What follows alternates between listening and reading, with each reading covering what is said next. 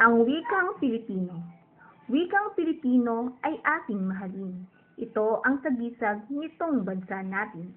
Binubuklod nito ang ating damdamin, ang ating isipan at mga layunin. Wikang Pilipino ay maitutulad sa agos ng tubig na mula sa dagat, kahiman at ito'y sagkahan ng tabak, pilit maglalagos, hahanap ng butas. Oo, pagkat ito'y nauunawaan ng wikang pambansa sa bayay ituro. 32 taong sinapuso ng bata, matanda, lalo na ng guro. Napaksa nito'y maraming larangan ng mga gawain na pampaaralan, transaksyon sa bayan at sa sambayanan, mga paaralan sa sandaigdigan.